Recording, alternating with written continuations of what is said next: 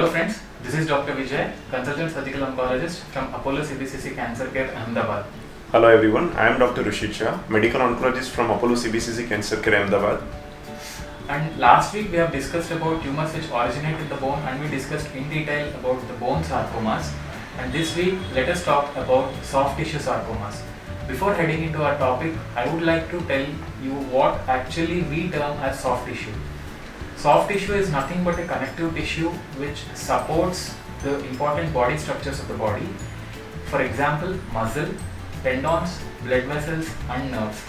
If any cancer originates from these structures, we term them as soft tissue sarcomas. These can originate in any organ of the body, in any site of the body, be it in the limbs, be it in the abdomen or even in the head and the neck areas. So more commonly it is seen in the thighs, have a higher predilection for thighs, but it can be seen at any other area of the body. When it comes to age, it is seen equally in both in children as well as in the adults. And reportedly there are no clear-cut causes for soft tissue sarcomas or the risk factors, but there are few inherited syndromes or sometimes even chemical exposures or radiation exposures are reported as certain causes for soft tissue sarcomas. So Dr. Rushit, I just want to know about the clinical features with which the patients present if they have a soft tissue sarcoma. So Vijay, as you have rightly mentioned that practically soft tissue sarcoma can involve any organs or arise from any organs.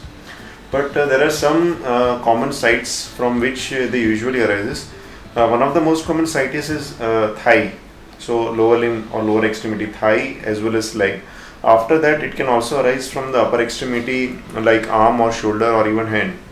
Another one of the most common site is abdomen, and in abdomen particularly retroperitoneum or the deepest part of the abdomen. And apart from them, it can also involve some gastrointestinal tract like organs like liver, stomach as well. So depending on the site of the origin of the tumor, patient presents with different symptoms. Most commonly they present with painless swelling, which is usually seen in the thigh or leg. Initially the swelling is usually painless and it is gradually increasing in the size. But over the period of time, patient can develop certain compressive symptoms due to tumor compressing nearby nerves or nearby vessels. So it produces pain, as well as it can cause numbness or feeling of numbness in the limb. As well, some patient also presents with swelling of the distal extremities. That is, swelling is in the thigh and patient develops swelling below that swelling. So these are the usual symptoms when the tumor is localized to the particular part. But when it metastasizes or spreads to the other parts of the body, most of the time it is lung at which tumor usually spreads. So around 20% of patients usually presents with metastatic soft tissue sarcoma, and 80% of the time it is the lung. So when it involves the lung, patient can present with breathlessness or chest pain or little cough. Some patients also do have some constitutional symptoms like fever, generalized weakness or malaise and all. So these are the usual symptoms of soft tissue sarcoma. So after that, Vijay, I would like to know what are the usual investigative modalities and the biopsies we go ahead with. Yes. So whenever a patient comes with the symptoms which you have mentioned, Dr. Rushit, so first we need to know the chronology of the symptoms, how quick they have progressed, and if at all they have symptoms which suggest that the disease has already spread to other areas of the body. Suppose that we need to do a general systemic examination of the entire body, followed by examination of the local part where the swelling is, if at all it is palpable. Like if it is in the arms and the limbs, arms and the legs, definitely we can do a complete palpation and all. But if it is in the abdomen, then definitely there are certain other investigative modalities which have to be actually used as an accessory thing. So depending on the location, our investigations change. Particularly if it is in the thigh, we do an MRI of the thigh. If it is in the abdomen, we do a CT scan of the abdomen to see the location of the tumor, extent of the tumor, and also involvement of other major vascular structures like the blood vessels or nerves or crucial organs in the body related to that particular site. Post which, because as we know that, as I have already mentioned, that there are more than 50 subtypes of soft tissue sarcomas, depending on which the treatment also differs, we need to know what type of tumor it is. So for that, again, like in case of osteosarcoma, as I have already mentioned, the site of the biopsy should be planned by the treating oncologist only, even in this case. So biopsy is nothing but removal of the tissue and then doing a microscopic examination. In this case, the microscopic examination should be done by an experienced pathologist so that they can give us the type on the biopsy itself. Sometimes additional investigations over the biopsy like immunohistochemistry or a cytogenetic analysis has to be done to know the type of the tumor. Along with, you also need to know the grade of the tumor. What do I mean by grade here? Most of the patients do get confused between grade and stage. Grade actually denotes how speed the disease can spread. Stage denotes how far the disease has already spread. These two are two different things and people should not get confused with. Grade is important for us to know with what way we have to treat and also how to prognosticate the patient. This has got a very good role and an important role in soft tissue sarcomas. So post that, also we need to do a systemic examination like a CT scan of the chest, because as you have already rightly mentioned that the soft tissue sarcomas have a tendency to spread to the lungs. So either to rule out or to confirm that the disease has got spread to the lungs, a CT scan of the chest is mandatory to properly stage the patient. So once the staging and the diagnosis is done, Dr. Rushit, what would be the treatment modality for these patients? Right. So in very small tumors, we usually go for upfront surgery. Otherwise, for most of the patient, there is a significant role of perioperative treatment. That is, before surgery, we use radiotherapy and chemotherapy also. So radiotherapy is beneficial before surgery in reducing the size of the tumor. So it shrinks in size and surgeon can operate it with good margins and in a better way. So this is about radiotherapy. In some patients we do give chemotherapy along with the radiotherapy to increase the efficacy of the neoadjuvant treatment.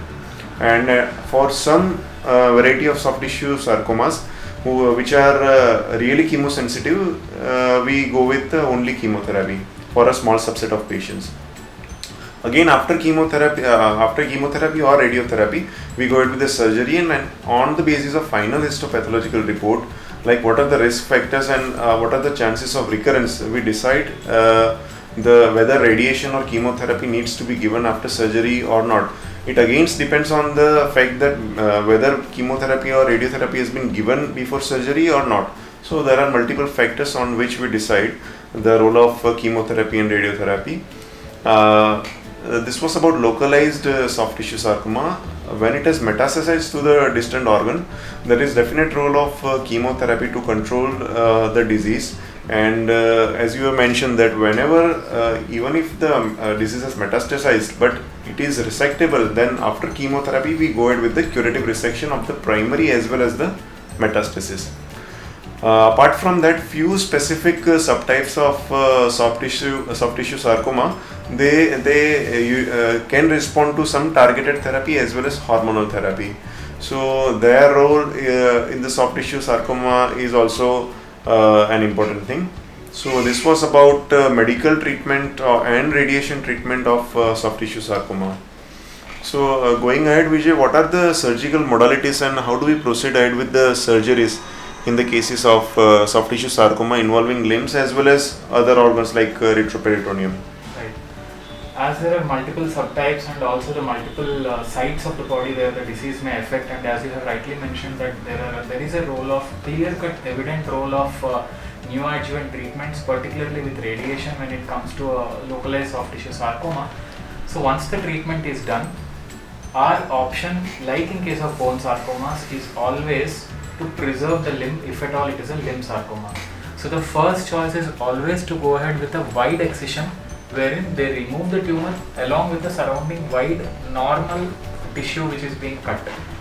So what happens in thigh is actually divided into compartments, and if the tumor, if that particular swelling is restricted to one compartment, then a wide local excision can be done with an enough cuff of normal tissue remaining. Suppose if the tumor is so big that the cuff of the remaining tissue is very small, in that case we can just directly go ahead with the removal of the entire compartment, provided the limb remains functional. So these are multiple things which we need to think to give a functional limb with a non-cancerous area also. So radiation helps us in preserving the limb, radiation helps us in sterilizing the margins, and that has got a very good role. So suppose if at all, if this is not possible, or if the tumor has crossed the compartments, or if the tumor has involved the major vessels, main vessels of the limb, then yes, maybe a chance to save the life, we may have to remove the limb, which we term as amputation. This is a very brief explanation about the surgery if at all a tumor is involved in the limb. Suppose there are certain soft tissue tumors, most commonly we term as liposarcomas retroperitoneal, which is behind the intestines, in the abdomen itself, behind the intestines and the important vessels. So there the tumor originates, it grows too huge before it actually creates the symptoms to the patient. And those areas, if we feel that the patient requires radiation at a later date, yes, definitely we have to radiate the patient prior to the surgery and then operate and remove the tumor. So that is again an intra-abdominal procedure where all the crucial organs are just left like that, and just removing the tumor would be the surgical modality. And suppose, like you have told, if it is in the intestine or if it is in the uterus, then again the surgical procedures would differ. But per se, it is always, if it is in the limb, as I have already told, most commonly we see it in the thighs. Definitely limb preservation is our first priority, followed by amputation to save the life. And if it is anywhere else, we'll have to just remove the tumor and preserve all the crucial organs to maintain the vital organs of the functioning of the body. Right, and many a time it happens that after giving neoadjuvant treatment like chemotherapy or radiation therapy, tumor may not actually decrease in size, but what we achieve is metabolic response, which we actually we will see in the histopathological examination. Right. So I think when we are talking about this metabolic response, I feel we need to do a topic separately on just where we actually see for this metabolic response, even on a CT scan. Right. And even so gastrointestinal stromal tumor is one of the common entity among the various soft tissue sarcoma, and that we are going to discuss in our next session.